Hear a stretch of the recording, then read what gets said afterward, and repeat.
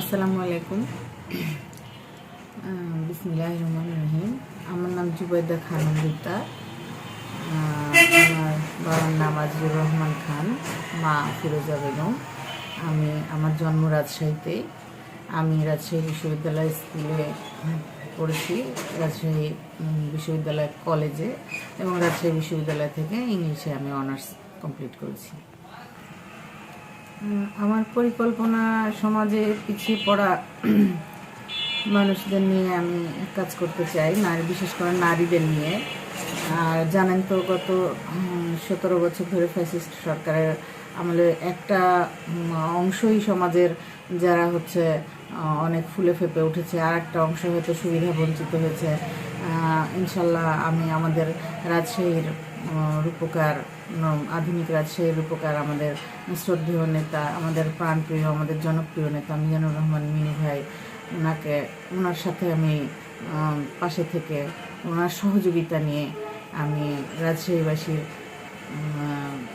ভবিষ্যৎ সুন্দর করার জন্য যেসব পরিকল্পনা, নারীদের উন্নয়নের জন্য যেসব পিছিয়ে পড়া নারীদের হয়তো হাতের কাজ, তাদের উদ্যোক্তা তৈরি করা, তাদেরকে এখন তো কম্পিউটারে অনেক অ্যাডভান্স, এখন ডিজিটাল হয়ে গেছে যুগ, পৃথিবীর সঙ্গে তাল মেলানোর জন্যে তাদেরকে বিভিন্ন কম্পিউটার প্রশিক্ষণ দেয়া, বিদেশে তাদের যাওয়া পাঠানো, এরকম ধরনের কাজগুলো দিয়ে আমি নারীদেরও সহযোগিতা করতে চাই। আসলে ছিলাম এমন কোনো রাজশাহী মহানগরের এমন কোনো রাস্তা নাই যেখানে আন্দোলনের সময় আমার পদচারণা নাই, এমন কোনো মিছিল, মিটিং, সমাবেশ ছিল না যেখানে আমি ছিলাম না।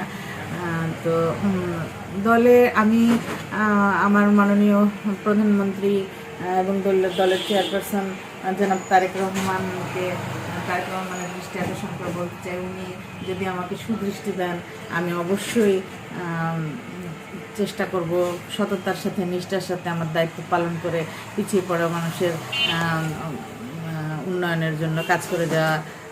অবশ্যই চেষ্টা করব আমার দেশনেত্রী, পরম শ্রদ্ধেয় দেশনেত্রী বেগম খালেদা জিয়ার আদর্শকে বুকে ধারণ করে আমি এগিয়ে যাব, এই চেষ্টাই থাকবে আমার।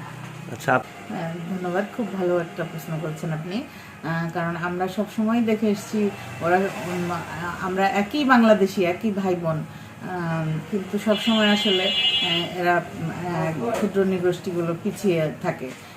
তাদের উন্নয়ন আসলে কোনো না কোনো কারণে হয়তো বা বাধাগ্রস্ত হয়, কিন্তু আবার যখন ভোট আসে তখন তাদেরকে সবাই আমরা তাদের কাছে যাই, তাদের ভোট নেই, প্রতিশ্রুতি দেই হয়তো, তারপরে আর আমরা অত তাদের প্রতি খেয়াল রাখি না। অনেক সময় এরকমই হয়েছে আমার মনে হয়। তো আমি তাদের নিয়ে কাজ করতে চাই। এক হলো তাদের পড়ালেখার বিষয়ে অবশ্যই আমি গুরুত্ব দিতে চাই, তারা যেন সঠিকভাবে শিক্ষা পায় সেইটা। আর তাদের কিন্তু হাতের কাজগুলো আসলে অনেক চমৎকারভাবে কিন্তু আমি দেখেছি যে এরা সবসময় হাতের কাজের দিকে খুব দক্ষ হয়, ভালো হয়।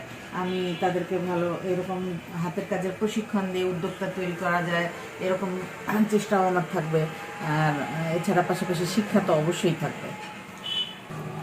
জি, ভালো প্রশ্ন করেছেন আপনি, অনেক সুন্দর। অবশ্যই এরকম একটা পরিকল্পনা আছে আমার মনে।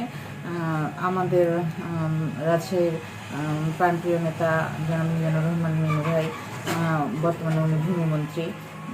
আমি ওনার কাছে চাইব যে আমাদের ডিসিক এলাকায় অনেক জায়গা ফাঁকা আছে, আমার ভীষণ এটা নিয়ে একটা পরিকল্পনার কথা আমি ওনাকে জানাবো, যে ওইখানে আমাকে প্রয়োজনে উনি কিছু যেভাবে নিয়ম মেনে জায়গা দেয়া হয় আর কি, ওইভাবে দিয়ে নারীদের নিয়ে, নারীদের উদ্যোগে, নারীদেরকে উদ্যোক্তা তৈরি করা, সেখানে বিভিন্ন